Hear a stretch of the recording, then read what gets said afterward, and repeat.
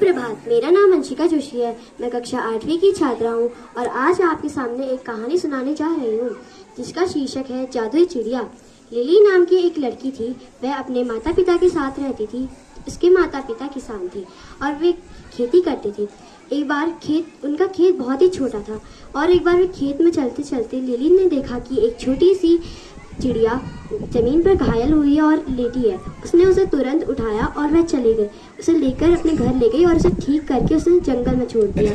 अगले दिन वह चिड़िया वापस आई और उसने लिली को उसकी मेहरबानी के लिए धन्यवाद किया और वह बोली, मैं एक जादुई चिड़िया हूँ, तुम्हें जो मांगना है वह तुम मांग सकती हो। लिली को लालच आ गया। उसने बोला कि मैं जो भी वस्तु को छूऊं वो सोने की बन जाए। तो उसने एक एक करके सारी वस्तु को छूती रही और उसने देखा कि सारी वस्तुएं सोने की होने लगी। वह बहुत खुश थी, लेकिन धीरे धीरे उसे समझ आने लगा कि जो भी उसने इच्छा मांगी है वह उसने गलत मांग ली है। एक दिन वह अपने भाई के साथ खेल रही थी, लेकिन उसने अपने भाई को गलती से छू दिया और वह सोने का हो गया। वह सोच रही थी कि मैंने गलत इच्छा क्यों मांग ली है। तो उसी सामने चिड़िया उसके सामने आ गई और वह बोली, लिली, तुमने एक बहुत ही अच्छा सबक सीख रखा है। ये बहुत अनमोल है कि कोई भी खुशी को हम कहीं से भी ला नहीं सकते या कोई भी धन से खरीद नहीं सकते हैं। इस बात को हमेशा ध्यान रखते हुए लिली ने हमेशा मदद की और लोगों की, ज़रूरतमंद की लोगों की मदद की और वह हमेशा खुश रहने लगी और संतुष्ट भी थी। और इस कहानी से हमें यह शिक्षा मिलती है कि किसी भी वस्तु को धन से नहीं खरीदा जा सकता। ये कोई भौतिक वस्तुएं हमें खुशियाँ नहीं दे सकती हैं। ये बस हमें आसपास की वस्तुओं खुशियाँ दे सकती है और हमें दया और प्रेम भी खुशियाँ देती है। धन्यवाद। आपका दिन शुभ हो। सुप्रभात आप सभी को। मैं दिव्यांश गढ़कोटी कक्षा 8वीं का छात्र आज आप सभी के सामने एक हिंदी कहानी प्रस्तुत करने जा रहा हूँ। इस कहानी का शीर्षक है लालची राजा। एक बार की बात है, एक नगर में एक राजा रहता था। वह बहुत अमीर था। उसके पास किसी भी चीज की कोई कमी नहीं थी। उसका राज्य खुशहाल और समृद्ध था। परंतु कहते हैं ना, जिसके पास जितना अधिक होता है उसे वह उतना ही कम लगता है। ऐसा ही कुछ राजा के साथ भी था। बहुत अधिक धन होने के बावजूद भी उसे ऐसा लगता था कि उसके पड़ोसी राज्य के राजाओं के पास उससे अधिक धन है और वह हर वक्त उनसे आगे निकलने की चाह में रहता था। राजा का परिवार बहुत छोटा और खुशहाल था। उसके परिवार में केवल वह और उसकी एक छोटी बेटी रहा करती थी। वे दोनों एक दूसरे से बहुत प्यार करते थे। एक दिन राजा ने अपने मंत्री से एक ही बार में बहुत सारा धन कमाने का रास्ता पूछा। तो मंत्री ने उन्हें एक बाबा के बारे में बताया। जब राजा उस बाबा के पास गए तो बाबा ने कुछ ऐसे मंत्र बोले जिससे राजा को एक वरदान मिला और वह वरदान यह था कि राजा जिस भी चीज को हाथ लगाए वह सोने की बन जाए। राजा इस वरदान से बहुत खुश हुआ और पहले उसने इस वरदान से बहुत लाभ कमाया, परंतु धीरे धीरे उसे इससे तकलीफ भी होने लगी। राजा गलती से अपनी मनपसंद और कीमती चीजों को भी छूकर सोने की बना दे रहा था। एक दिन भूलवश राजा ने अपनी बेटी को गोद में उठा लिया और वह भी सोने की बन गई। यह देखकर राजा बहुत दुखी हुआ और वह रोने लगा।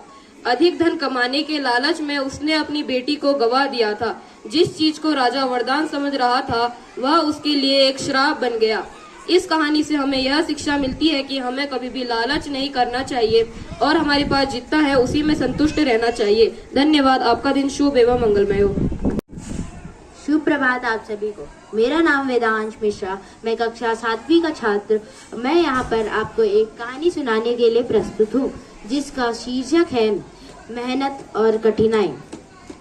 एक बार की बात है, एक लड़का अपने दादाजी के यहाँ जाता है और कहता है कि दादाजी मैं अपनी लाइफ में कैसे सक्सेसफुल बनूं। तो उसके दादाजी कहते हैं पहले तुम 2 पौधे लगाओ, एक गमले में लगाओ और एक बाहर लगाओ। तो फिर वो लगाता है और फिर वो अपने घर वापस चला जाता है। 4 साल के बाद वो वापस आता है और अपने दादाजी से पूछता है, मैंने आपसे एक सवाल पूछा था, आपने अभी तक उसका जवाब नहीं दिया है। तो फिर उसके दादाजी उसको कहते हैं कि पहले पौधे देख लो। तो फिर वो पौधे देखने जाता है। फिर फिर उसने देखा कि जो अंदर पौधा रखा था गमले में वो पूरा थोड़ा बड़ा हो गया था, पर जो बाहर पौधा था वो पूरा एक विशाल काय पेड़ बन चुका था। और उसके दादाजी कहते हैं अब तुम्हें कुछ समझ आया होगा। उसने कहा नहीं, अभी भी मुझे कुछ समझ नहीं आया।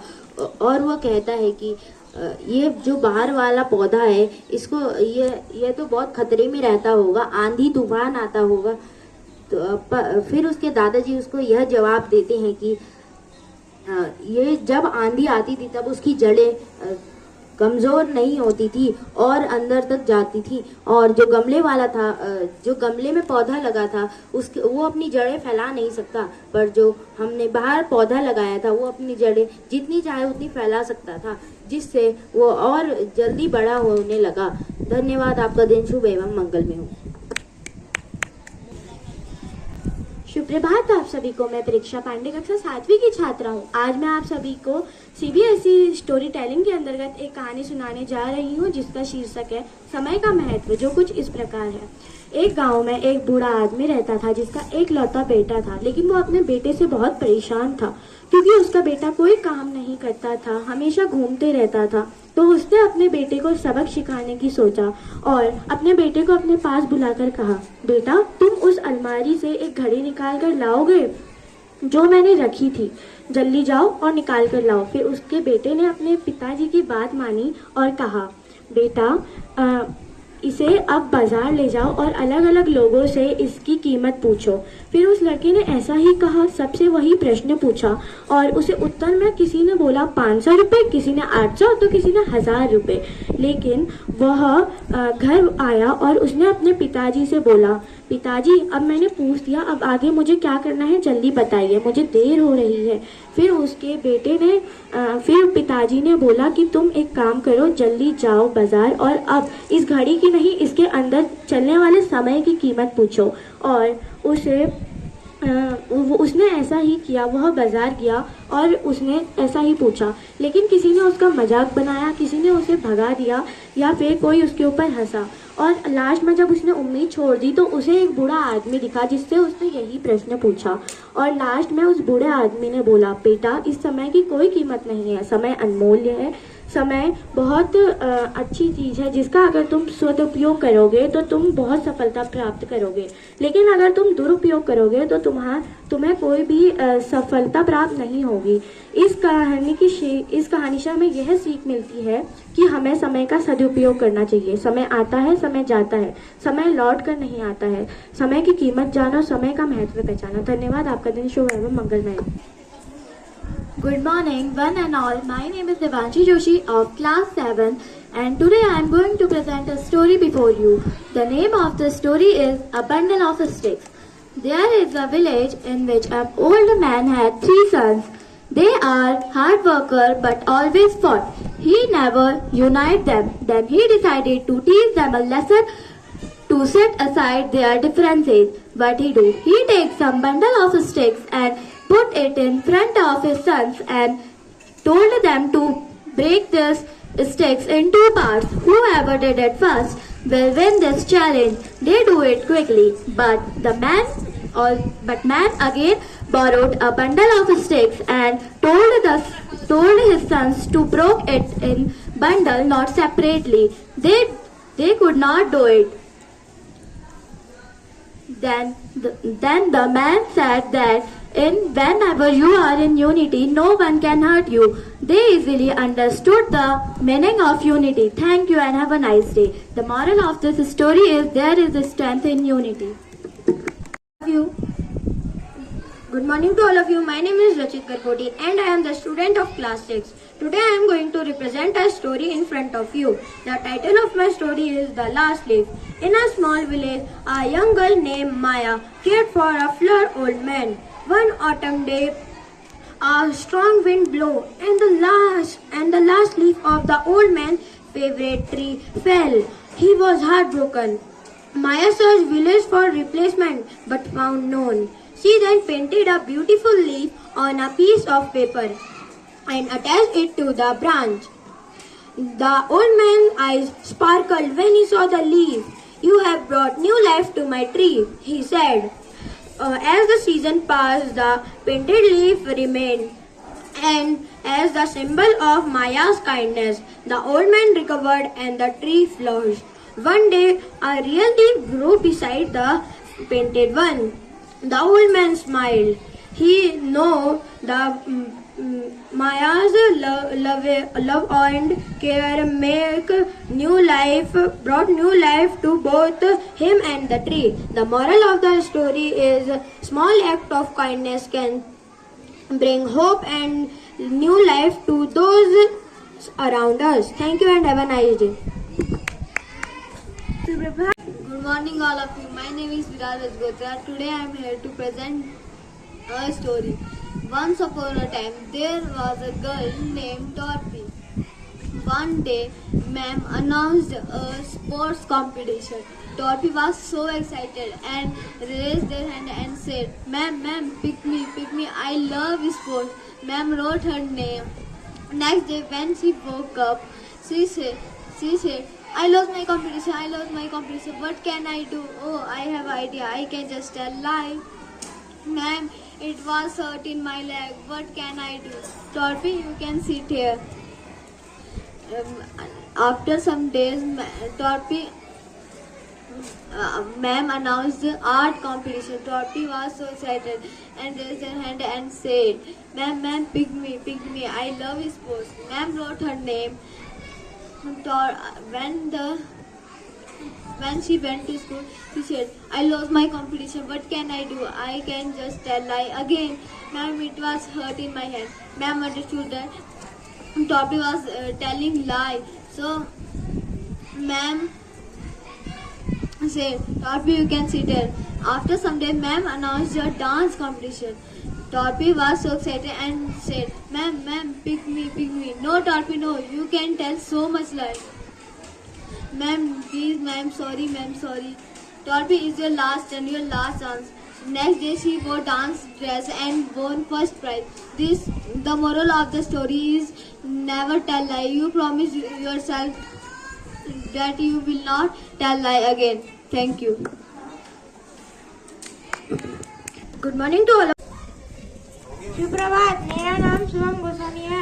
मैं कक्षा 4 में पढ़ता हूँ। आज मैं आप सभी के सामने एक कहानी सुनाने जा रहा हूँ। कहानी का शीर्षक बंदर और चिड़िया। नदी के किनारे एक पेड़ था। उस पेड़ पर एक बंदर रहता था और उसी पेड़ पर एक चिड़िया भी रहती थी। एक बार जोरों से बारिश आई। बंदर तो पूरी तरह से भीग गया था और ठंड से कांपने लगा, लेकिन चिड़िया जरा भी नहीं भीगी। वो अपने घोंसले में आराम से बैठी रही। बारिश रुकने के बाद चिड़िया ने बंदर को घर बनाने की सलाह दी। बंदर को गुस्सा आ गया।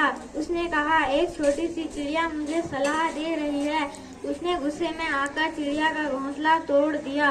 चिड़िया ची ची करती हुई वहाँ से उड़ गई और दूसरे पेड़ पर जाके फिर से अपना घोंसला बनाना शुरू कर दिया। इस कहानी से हमें यह शिक्षा मिलती है कि मूर्ख को सलाह देने से अपना ही नुकसान होता है। धन्यवाद। सुप्रभात आप सभी को। मेरा नाम सृष्टि अधिकारी और मैं कक्षा 4 की छात्रा आज आपके सामने कहानी सुनाने जा रही हूँ, जिसका शीर्षक है 4 पंडित। एक दिन कुछ 4 पंडित अपने विद्या पूरी करके अपने शहर लौट रहे थे। तभी एक घना जंगल पड़ा। रात हो गई। उनने सोचा चलो इधर रुक जाते हैं। तो उनने आग जलाई, खाना खाया, फिर सब सो गए। उनने बारी लगाई कि एक ये करेगा। एक बार पहला पंडित ने देखा कि एक कंकाल पड़ा है।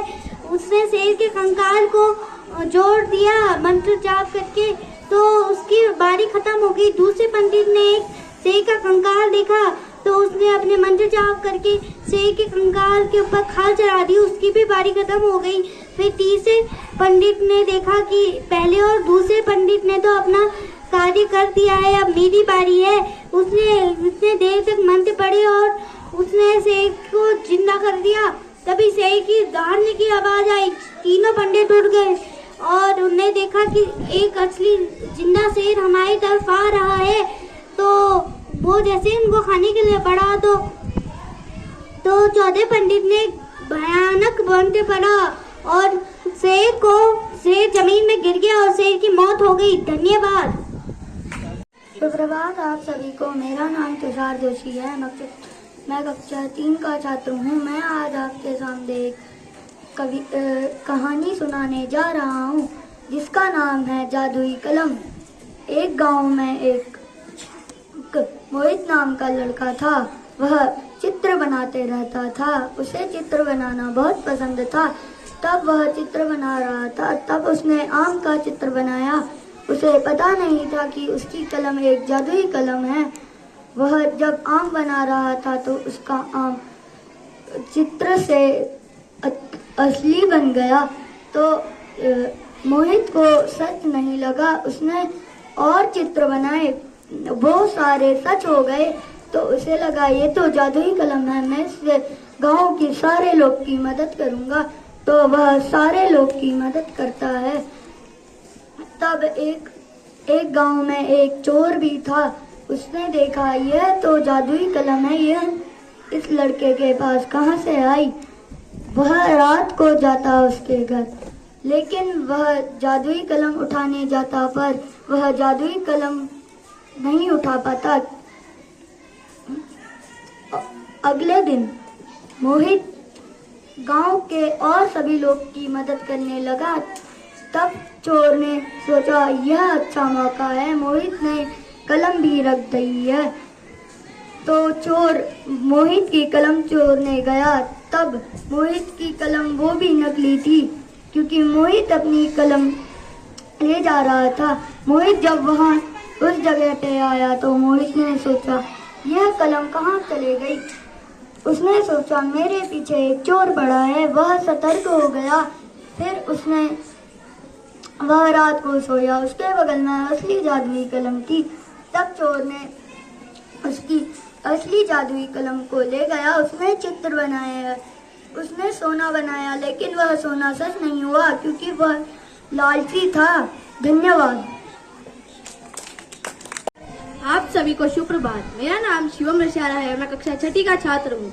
आज मैं आप सभी के सामने एक कहानी प्रस्तुत करने जा रहा हूँ जिसका शीर्षक है टूट गया विश्वास। एक जंगल में एक बंदर हुआ करता था। वह पढ़ा लिखा था, पर अभी तक का उसके पास कोई भी नौकरी नहीं थी। वह बेरोजगार था। एक दिन वह शहर नौकरी की तलाश में जाता है। वहाँ उसे एक हलवाई की नौकरी मिलती है। वह वहाँ जी जान से मेहनत करता है। एक दिन वह प्रसिद्ध हलवाई बन गया था। फिर वह अपने घर जंगल वापस जाता है। वहाँ वह अपनी खुद की एक हलवाई की दुकान खोलता है। फिर वह वहाँ पे जी जान से मेहनत करता है और फिर वह जंगल का भी एक प्रसिद्ध हलवाई बन जाता है। और फिर क्योंकि वह प्रसिद्ध था इसलिए प्रसिद्ध था क्योंकि वह शुद्ध चीजों से मिठाइयाँ बनाता था और उसकी मिठाइयाँ बहुत ही ज्यादा स्वादिष्ट होती थी। फिर उसे लालच आ गया और वह अपनी मिठाइयों में नकली खोए और दूध का इस्तेमाल करने लग गया, जिसको खाकर पूरे जंगलवासी बीमार पड़ने लग गए। लेकिन किसी को भी रामू बंदर पर शक नहीं गया, क्योंकि और जाता भी कैसे, क्योंकि वह इस नाम से प्रसिद्ध था कि वह बिल्कुल शुद्ध चीजों से मिठाइयाँ बनाता है। और फिर एक दिन राजा शेर अपने महल वापिस आते हैं। वह युद्ध जीतने की खुशी में पूरे जंगलवासियों को दावत देते हैं और सभी जंगलवासी अगले दिन दावत में आते हैं। रामू बंदर को भी वहाँ न्योता दिया जाता है कि आप आए और हमारे वहाँ मिठाइयाँ प्रस्तुत करें। आपके हाथ की बनी हुई मिठाइयाँ बहुत स्वादिष्ट होती हैं, हमने यह सुन रखा है। तो रामू बंदर हाँ कह देता है और अगले दिन वह वहाँ मिठाइयाँ बनाने आता है और उसके हाथ पूरे घी से लथपथ होते हैं।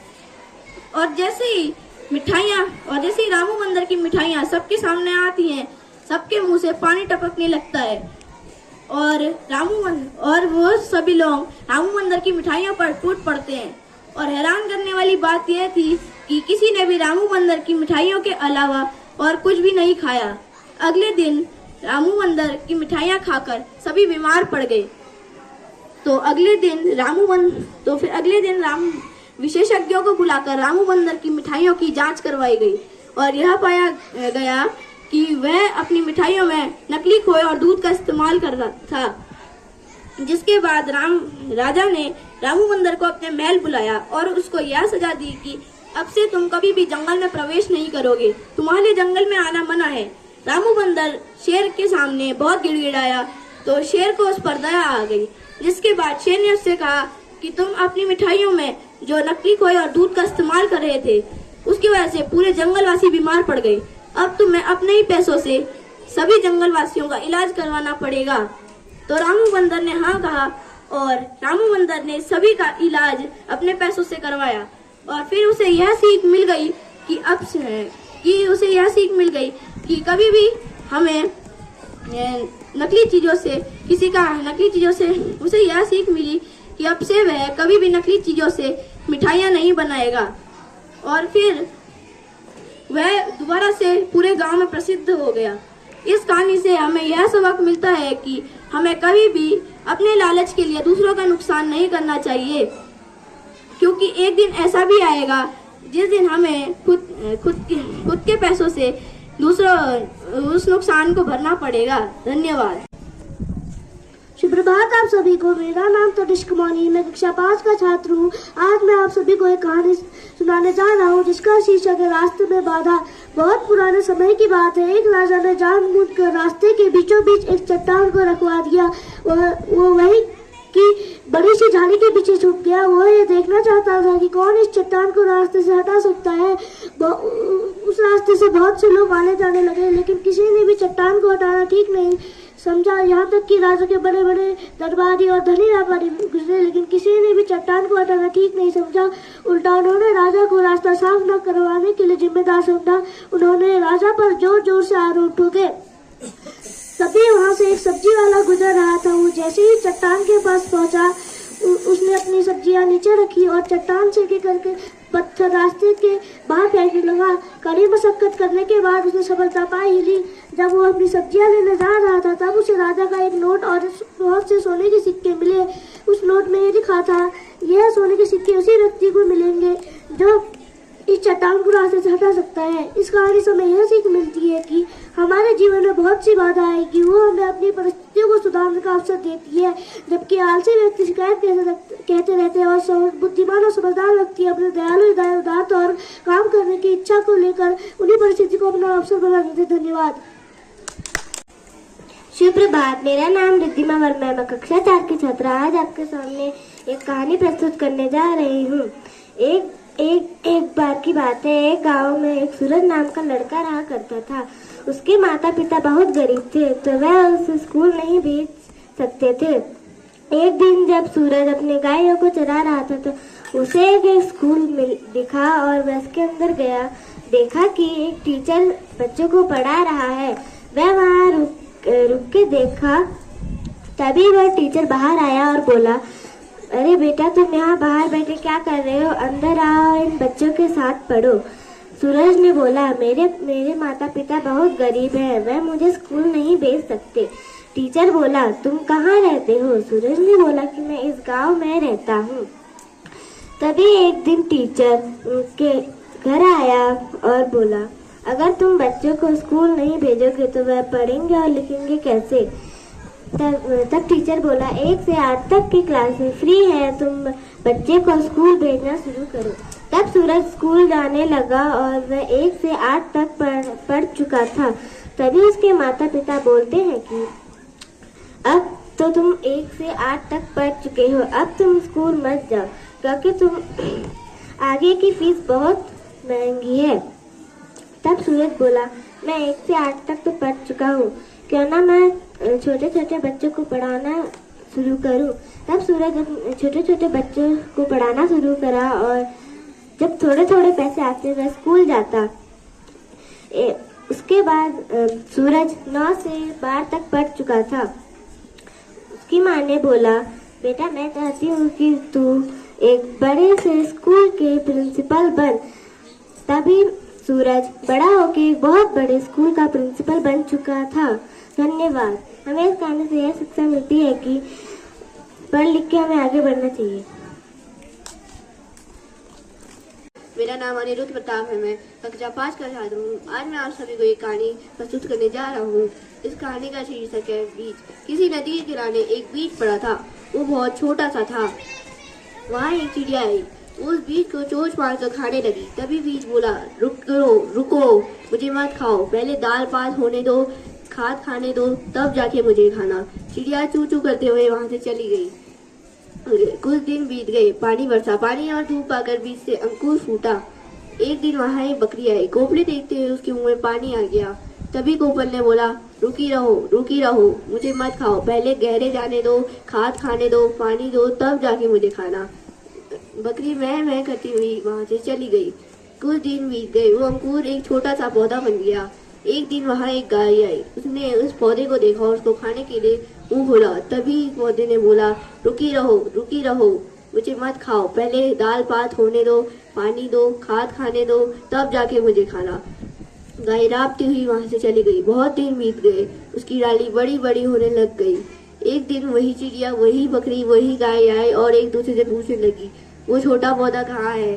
तभी पेड़ बोल उठा, मैं ही बीज हूँ, मैं ही अंकुर हूँ, मैं ही पौधा हूँ, मैं ही पेड़ हूँ, अब मैं तुम सबके काम आ सकता हूँ। ये सुनकर सभी बहुत खुश हुए। इस कहानी से हमें ये शिक्षा मिलती है कि इंतजार करने से ही मीठा फल मिलता है। धन्यवाद। मेरा नाम रक्षित मैर है। मैं कक्षा 3 का छात्र आज आपके सामने एक स्टोरी सुनाने जा रहा हूँ। एक था गांव। उस गांव का नाम कमलपुर गांव था। वहाँ बहुत समस्या थी। गांव का पुल बहुत पतला था। एक दिन एक मुखिया का बेटा वहाँ से अपनी कार लेकर आ रहा था। तब उसने देखा कि गांव का पुल तो बहुत पतला है, मैं अपनी कार यहाँ से कैसे ले जाऊँगा। वो अपना सामान लेकर कार को वहीं खड़ी करके चले गया। जब वो घर पहुँचा उसने अपने पिताजी से कहा, पिताजी, गांव का पुल तो बहुत छोटा है, यहाँ से तो कोई बैलगाड़ी या कार नहीं जा सकती है। आज जब मैं आ रहा था मेरी कार नहीं आ पाई वहाँ से। पिताजी कहते हैं, हाँ बेटा, मैंने बहुत चिट्ठियाँ लिख के दे दी है, वो अभी तक जवाब नहीं आया है और गांव का पुल बना नहीं है। एक दिन एक बच्चे को सांप ने काट लिया था। वहाँ मुखिया का बेटा भी चले गया था। उसने एक बच्चे से कहा कि तुम वीडियो बनाओ और उसने उस बच्चे को पकड़ के लौटते हुए पुल के पास ले गया। तब तक एम्बुलेंस भी आ चुकी थी। पुल छोटा होने की वजह एम्बुलेंस नहीं आई थी। बच्चा भी फोन लेकर उनके पीछे जाने लगा और जिस बच्चे को सांप ने काट रखा था वो बच्चा वहीं मर गया क्योंकि पुल बहुत दूर था और बच्चे पूरे शरीर में जहाँ चले गया। ये वीडियो उसने पूरे इंटरनेट पे भेज दी। ये वीडियो सरकार तक चले गई और वहाँ पर जितनी भी समस्याएं थी वो सब ठीक करी गई और वो पुल भी ठीक बनाया गया। धन्यवाद। नमस्कार, मैं प्रज्ञा पंत कक्षा 5 की छात्रा आज आप सभी के सामने एक कहानी प्रस्तुत करने जा रही हूँ, जिस कहानी का शीर्षक है लालच बुरी बला है। दो दोस्त थे, राम और श्याम। वे काम ढूंढने के लिए परदेश जा रहे थे। रास्ते में वे एक गांव में गए जहां उन्होंने काम ढूंढने की बहुत कोशिश करी पर उनको काम नहीं मिला। फिर वे दूसरे गांव पे गए और वहां कुछ देर चलने के बाद उनको एक बूढ़ा व्यक्ति मिला जिसने उनको उस रास्ते से जाने से मना किया और कहा, इस रास्ते में पिशाच रहते हैं, अगर तुम इस रास्ते से जाओगे तो वो तुम्हें मार देंगे। फिर उन लोगों ने तो ठान ली थी कि हम इसी रास्ते से जाएंगे। कुछ देर आगे चलने के बाद उनको एक लाल रेशमी कपड़ा मिलता है जिसमें सोने की मोहरे होते हैं। श्याम राम से बोलता है, अब हमें काम ढूंढने की जरूरत नहीं है, हम इन्हें बेच के पैसे कमा लेंगे। तो वे घर जाने लगते हैं। फिर उन दोनों को भूख लगती है। श्याम बोलता है, मैं पास के गांव से खाना ढूंढ के लाता हूँ। फिर श्याम चले जाता है। श्याम के मन में लालच आता है, अगर मैं खाने में जहर मिला दूं तो राम की मृत्यु हो जाएगी जिससे सारी सोने की मोहरें मेरी हो जाएंगी। फिर उधर तरफ राम को भी लालच आता है कि जब श्याम खाना लेके आएगा मैं उस पर हमला कर दूंगा जिससे उसकी मृत्यु हो जाएगी। और हुआ भी कुछ ऐसा ही। जब श्याम खाना लेके आया राम ने उस पर हमला कर दिया जिससे उसकी मृत्यु हो गई। फिर राम को भूख लगती है, मजबूरी में वे शाम का लाया हुआ खाना खा लेता है। अब शाम जो खाना लाया था उसमें तो जहर मिला हुआ था, जिससे राम की भी मृत्यु हो जाती है। इस कहानी से हमें यह सीख मिलती है कि हमें कभी भी लालच नहीं करना चाहिए। लालच एक बुरी चीज है। हमें सुप्रभात, मेरा नाम अंतरा लोहिया है। मैं कक्षा 4 की छात्रा आज आपके सामने एक स्टोरी सुनाने जा रही हूँ, जिसका नाम है हमें झूठ कभी नहीं बोलना चाहिए। 4 दोस्त थे, उनको पढ़ाई करना बिल्कुल अच्छा नहीं लगता था। 4 दोस्त थे, उन्हें पढ़ाई करना बिल्कुल अच्छा नहीं लगता था। वो रात भर पार्टी करते रहते थे। तो अगले दिन उनकी परीक्षा थी, तो उसके दिन भी वह पार्टी कर रहे थे। तो फिर कल टेस्ट के दिन वह स्कूल गए और उन्होंने अपने टीचर से झूठ बोला कि कल हम कहीं गए, शादी में गए हुए थे और जब हम आ रहे थे तो हमारी गाड़ी का टायर पंचर हो गया था, तो हम आज टेस्ट नहीं दे सकते थे। तो फिर टीचर ने कहा ठीक है, तुम कल पेपर दे देना। तो फिर वह कल आए और उन्होंने अपने टेस्ट में दिया और उसमें सिर्फ 3 प्रश्न थे। पहला था तुम कहाँ जा रहे थे, दूसरा था कहाँ पर टायर पंचर हुआ, तीसरा था कौन सा टायर पंचर हुआ। तीनों ने अलग अलग जवाब लिखे। इस तरह उनका झूठ पकड़ा गया। इस कहानी से हमें यह शिक्षा मिलती है कि हमें कभी झूठ नहीं बोलना चाहिए। धन्यवाद। मैं 4वीं में पढ़ने वाली एक छात्रा हूँ। आज मैं आपको एक कहानी सुनाने जा रही हूँ। उसका शीर्षक है शिक्षा। 2 दोस्त थे। वह एक दिन घने जंगल में घूमने जा रहे थे। उनमें से एक दोस्त को भालू की आवाज आई तो वो पेड़ में चढ़ गया और दूसरे दोस्त को समझ नहीं आ रहा था कि वो क्या करे। तो उसको अपनी पाठशाला की शिक्षा याद आई कि भालू मरे हुए व्यक्ति का शिकार नहीं करते। तो वो सांस रोककर धरती में लेट गया और उसको भालू सूंघकर चले गया। दूसरा दोस्त पेड़ से उतरा और उससे पूछा कि तुम्हारे कान में भालू ने क्या बुदबुदाया था। उसने कहा कि मेरे कान में भालू ने यह कहा था कि मुसीबत से पीछे नहीं हटना चाहिए, उसका डट के सामना करना चाहिए। इस कहानी से हमें यह सीख मिलती है कि हमें कभी मुसीबत से भागना नहीं चाहिए। धन्यवाद। नाम दिव्यांशी भट्ट है। मैं कक्षा 5 की छात्रा हूँ। आज मैं आप सभी के सामने एक कहानी प्रस्तुत करने जा रही हूँ। उसका शीर्षक है ऋषि और बंदर। एक बार की बात है, एक बंदर था। वह एक ऋषि के साथ बैठकर रामायण सुन रहा था, पर उसे रामायण में कुछ समझ में नहीं आया। तो उसने ऋषि से पूछा कि इस रामायण में राम जी कौन है। ऋषि ने बताया कि राम जी एक महापुरुष हैं जो अपना काम निर्णय और धीरज से लेते हैं। पर ऋषि ने कहा कि वह अपना काम कभी भी जल्दी नहीं करते हैं, वह अपना काम धीरज से करते हैं। जाओ, तुम एक आम का पेड़ बो, जो आम होंगे वो तुम्हारे नाती पोते खाएंगे। और बंदर ने वैसा ही किया। उसने एक आम की गुठली ली और बो दी जमीन में। फिर वो 2-3 दिन रुका, पर आम का पेड़ नहीं हुआ। तो उसने सोचा कि मैंने शायद गड्ढा छोटा खोद दिया होगा, इसलिए वह दूसरी जगह जाके गड्ढा बड़ा खोद के आम की गुठली उसके अंदर डाल दी। फिर वह 2-3 दिन और रुका, पर आम का पेड़ नहीं हुआ। तो ऋषि से उसने जाके पूछा कि मैंने आम का पेड़ तो बोआ था, पर आम क्यों नहीं हुए। ऋषि ने कहा कि अगर तुम 1-2 महीने इंतजार रखते तो तुम्हारा आम का पेड़ उग सकता था, पर तुम 1-2 दिन ही रुके, इसलिए तुम्हारा आम का पेड़ नहीं हुआ। इस कहानी से हमें ये शिक्षा मिलती है कि इंतजार करने वालों को बस इतना ही मिलता है जितना मेहनत करने वाले छोड़ देते हैं। धन्यवाद। आप सभी का दिन शुभ एवं मंगलमय हो।